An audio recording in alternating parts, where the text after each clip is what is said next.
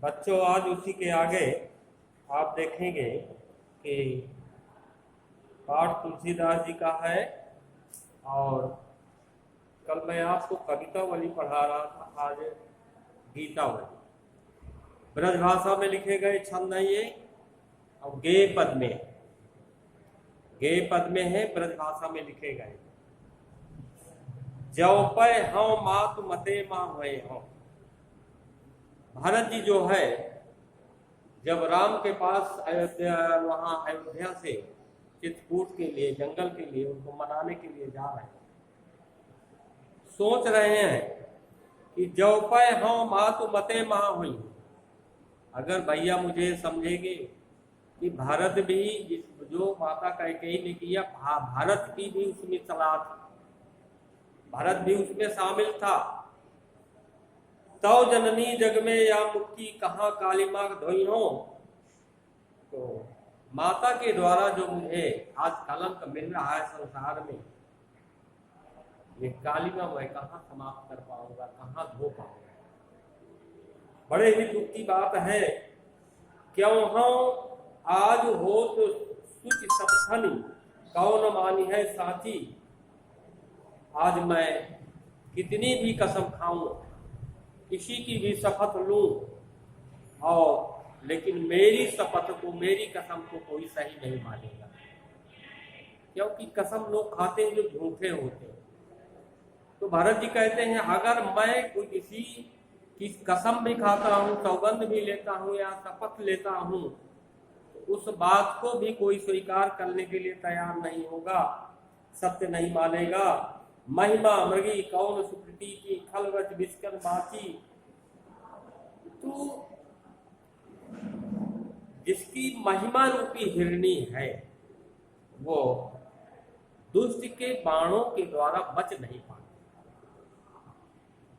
किसी की महिमा अधिक बढ़ गई है तो जो दुष्ट है अपने वचन रूपी बाणों के द्वारा उसको हताहत कर देते हैं। दीन बंधु का गही न जाति रसना काहू की, कहो जाय जो सूझे। रसना कहते हैं जीव को। जिसके मुख में जो भी आए वो अपनी वाणी के द्वारा कहे। किसी के मुख को तो दाबा नहीं जा सकता, किसी के जिह्वा को पकड़ा नहीं जा सकता। भाई जिसके मन में जो बात आएगी वो कहेगा। तो भरत जी कहते हैं, जिसके मन में जो बात आए वो कहे। अब किसी की जीभ नहीं, किसी की जिह्वा नहीं पकड़ी जा सकती। इसकी जब जुबान को, किसी को मुंह को बंद नहीं किया जा सकता। दीन बंधु कारुण्य सिंधु बिनु कौन ये की बूझे। जो दीनों पर दया करने वाले हैं, समुद्र के समान जिनके अंदर करुणा है, वो मेरे हृदय की बात वही जान सकते हैं, और संसार का कोई व्यक्ति नहीं जान सकता। तुलसी राम वियोग विषम विष विकल नारी नर भारी। तुलसीदास जी कहते हैं, भरत कहते हैं, भगवान मेरे भैया राम का जो वियोग है बहुत भयंकर है, विष से भी भयंकर है। और अयोध्या के जितने नर नारी हैं सभी दुखी हैं। इस वियोग रूपी विष के द्वारा अयोध्या की जितने भी लोग हैं सब परेशान। भरत स्नेह सुधा सींचे सब भय ते समय सुखारी। उसी समय भरत ने अपने अमृत रूपी वचनों से कुछ कहा तो सभी लोगों को सुख का अनुभव हुआ। अब इसके बाद जब लक्ष्मण शक्ति लग जाती है, मेघनाथ के द्वारा लंका में युद्ध होता है, तो लक्ष्मण बेहोश हो जाते हैं। उसके बाद राम जो है विलाप कर रहे हैं। इस क्षण में ये बताया गया, मेरो सब पुरुषार्थ ठाकुर। मेरा जितना भी पराक्रम है, जितना भी पुरुषार्थ है, जितना भी वैभव है, आज सब बेकार हो गया। आज सब बेकार हो गया। क्योंकि विपत्ति बटावन बंधु बाहु बिनु कौन करो भरोसो काको। आज मेरा जो लक्ष्मण अनुज मेरा भाई यहाँ मुसीबत में मेरी साथ देने के लिए आया था, आज वो भी नहीं रहा, और मेरी दाहिनी भुजा के समान था, अब मैं किसके ऊपर विश्वास करूं। सुन सुग्रीव साचे हूं मुंह पर फेरे बदन विधाता, बदन माने मुख, विधाता माने ब्रह्मा। सुग्रीव से कहते हैं, हे सुग्रीव तुम जानते हो, लगता है ब्रह्मा ने मुझसे आज मुंह मोड़ लिया है, मुझसे विपरीत हो गए। ऐसे समय समर संकट हो तजेव लखन सो भ्राता, आज राम रावण का युद्ध चल रहा है। अब मैंने अपने भाई को त्याग दिया, मेरा भाई मेरे हाथ से निकल गया, मारा गया। गिरि का आनंद नहीं है शाखा मृग हौ पुनि अनुसंघाती। और ये शाखा मृग बंदर को कहते हैं, ये तो पहाड़ में चले जाएंगे, वृक्ष और वृक्षों में रहेंगे। कानन जई हैं, अब पहाड़ में चले जाएंगे, बड़े बड़े जंगलों में जाएंगे, और मैं तो अपने भाई को छोड़कर नहीं जा सकता हूँ। होय है कहा विभीषण की गति रही सोच भर छाती।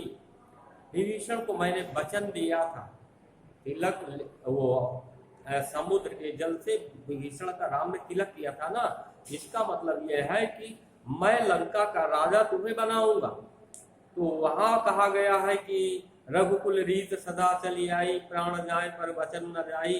तो वचन दिया था, तो सोच रहे कि मेरा वचन मिथ्या हो जाएगा क्या। इसके बाद तुलसी सुनि प्रभु वचन भालु कपि सकल विकल ये हारे। तुलसीदास जी कहते हैं, इस प्रकार के दुख भरे श्री राम के वचनों को भालुओं ने, बंदरों ने सुना तो हृदय से हार मान बैठे कि हम युद्ध नहीं जीत पाएंगे। जामवंत हनुमंत बोली तब अवसर जान प्रचारे। जामवंत को जब अवसर मिला तो वो हनुमान जी से कहा, क्या कहा हनुमान जी से कि तुम वैद्य जी को बुला के लाओ, वैद्य जी इनका इलाज करें। वैद्य जी आए, उन्होंने कहा संजीवनी बूटी चाहिए। संजीवनी बूटी लेने भी हनुमान जी गए, और संजीवनी बूटी लाने के बाद जब वैद्य जी ने, सुखेन नामक वैद्य था, उसने जब लक्ष्मण को जीवित कर दिया, वो जीवित हो गए। उसके बाद का अगले क्षण में वर्णन किया गया। हृदय घाव मेरे पीर रघुवीर। जब लक्ष्मण उठकर बैठ जाते हैं तो लोग पूछे, भैया लक्ष्मण क्या हो गया था, कहाँ तकलीफ हो रही, कहाँ दर्द हो रहा है, कहाँ तुम्हारे घाव है, दिखाओ तो जरा अपनी व्यथा बताओ, तो अपना दुख बताओ जरा सा। तो लक्ष्मण कहते हैं, हृदय घाव मेरे पीर रघुवीर। पीर माने दर्द, घाव तो मेरे हृदय में है, लेकिन इसका दर्द, इसकी तकलीफ, इसका कष्ट, इसका दुख मुझे नहीं हो रहा, मेरे भैया को हो रहा है, रघुवीर को हो रहा है। पाई सजीवन जागी कहतियों प्रेम पुलक बिसराय सरी। जब संजीवनी उनको मिल गई तो जग गए, उठकर बैठ गए, और प्रेम से पुलकित होकर के, शरीर में लगता है कोई चोट उनको कहीं लगी ही नहीं, कभी मूर्छित ही नहीं। मोई कहा बूझद पुनिपुल जैसे पाठ अर्थ चर्चा कीरे। कीर माने होता है तोता। तो लक्ष्मण कहते हैं सबसे जो वहां बैठे थे कि मुझसे आप बार बार क्या जानना चाहते हैं, क्या पूछ रहे हैं। मैं तो ठीक उसी तरह हूं जैसे एक तोते को राम राम सिखा दिया जाए, फिर इसके बाद उससे कहा जाए कि तुम राम की व्याख्या करो, या राम का भावार्थ बताओ, या राम का अर्थ बताओ, तो क्या बताएगा। तो मैं तो उसी तरह हूँ, ये सब राम जानते हैं, मैं नहीं जानता। शोभा सुख क्षति लाभ भूप कहा केवल कांति मोल हीरे। राजा लोग जब